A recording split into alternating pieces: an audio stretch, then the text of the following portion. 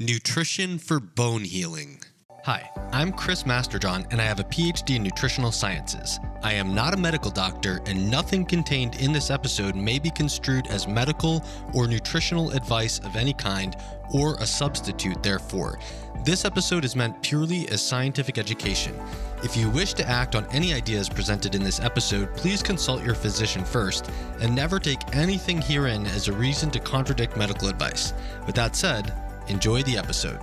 Kate M. says, my mother has osteoporosis. She's on an osteoporosis drug, but I'd have to ask her to remind me which one, and is recovering from a recent wrist fracture.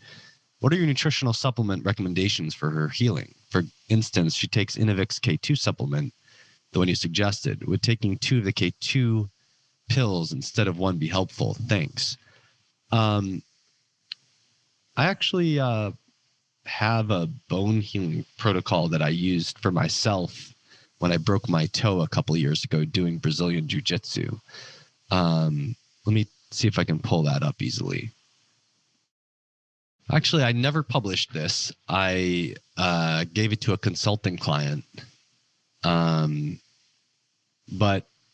anyway, when I broke my toe, what I did was, and this was based on extremely quick research onto what was plausible, and this mostly is not based on things that have randomized controlled trials showing that they quicken bone healing. This is based on what are the mechanisms of bone healing and what would be plausible as things that could help.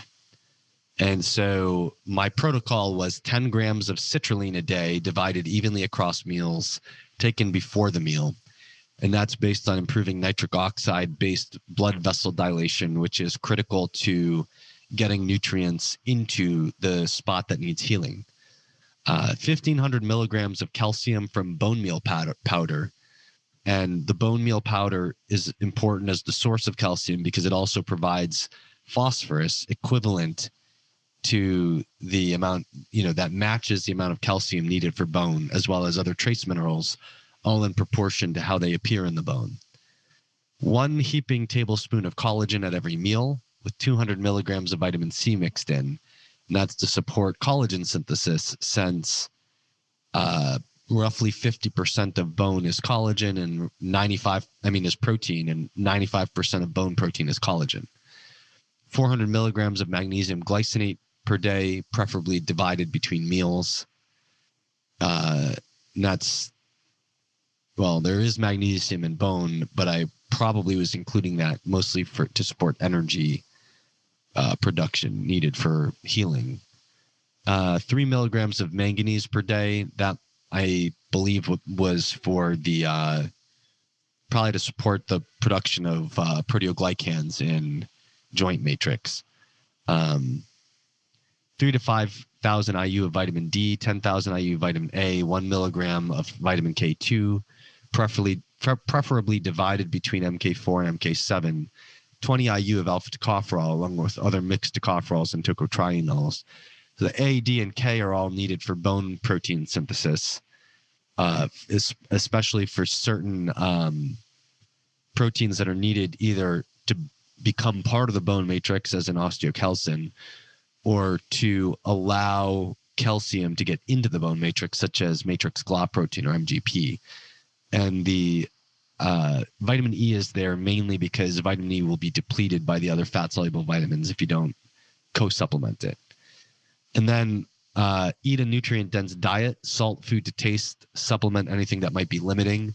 So, the things above are the special things, but every vitamin and mineral and macronutrient, including salt, will be necessary to build any tissue, all of them. So, do analyze your diet and make sure you're not missing anything. And then the last bullet point is eat a lot of food. Err on the side of eating too much and gaining weight, not on the side of avoiding gaining weight.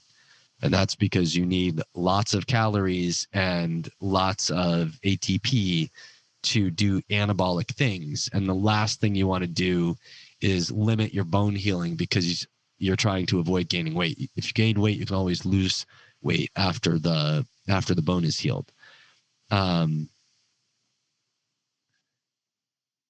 then the other reason for that is that healing bones can require a lot of energy and can create a caloric deficit. So what I wrote to my client at the end of this was, healing bones can drop blood levels of phosphorus, magnesium, and calcium. Oh, that was the reason the magnesium was in there. I totally forgot about that, because hungry bone syndrome, which hasn't been studied to my knowledge in the case of healing a broken bone, but has been studied in the case of fixing a bone resorption disorder, like primary hyperparathyroidism.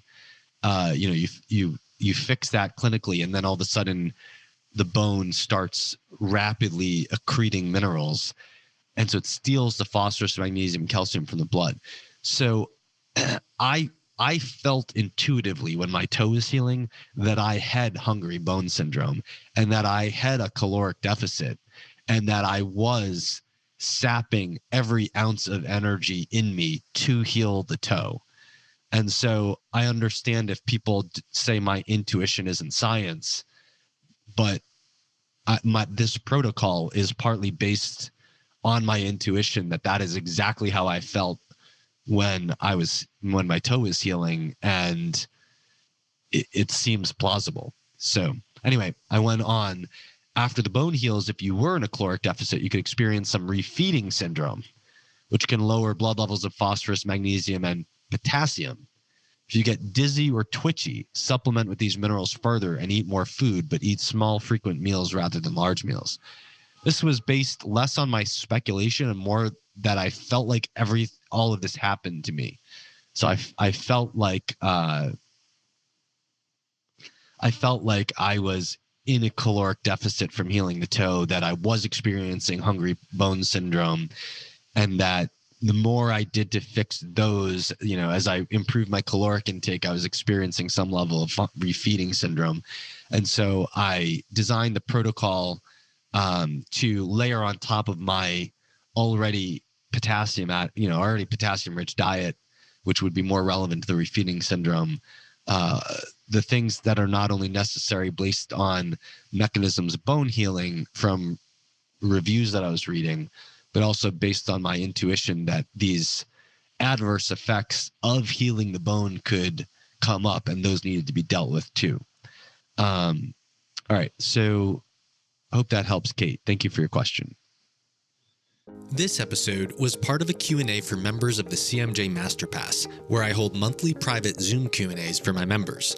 The Masterpass also serves as a buyer's club with exclusive and massive discounts on your favorite premium foods and health products, including pasture-raised and wild meat and seafood, supplements, sleep accessories, water filters, phototherapy devices, and much more. If you'd like to participate in these Q&As, you can join the Masterpass at chrismasterjohnphd.com/masterpass and use the code Q&A, spelled Q-A-N-D-A, Q&A, for 10% lifetime discount. I am currently working full-time on finishing my first book, Vitamins and Minerals 101, How to Get the Nutrients You Need on Any Diet. I will let you know when I have a release date. In the meantime, you can pre-order the book at chrismasterjohnphd.com/book.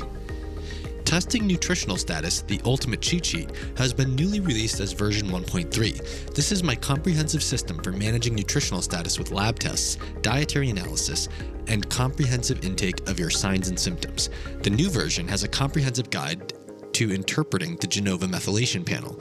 You can pick up your copy at chrismasterjohnphd.com/cheat sheet. In my consulting, I am neither a medical practitioner nor a coach.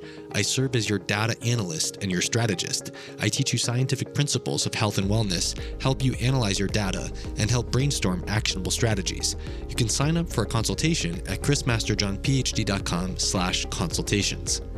Please consider supporting my work at no extra cost to you by visiting my support page and making a purchase with one of my affiliate links. Some of my most popular affiliates are also listed in the description of this video, with links that will give me credit for your purchase. I will try to respond to comments when I can, but my presence will be intermittent while I'm finishing my book. I hope you enjoyed this, and I will see you in the next episode.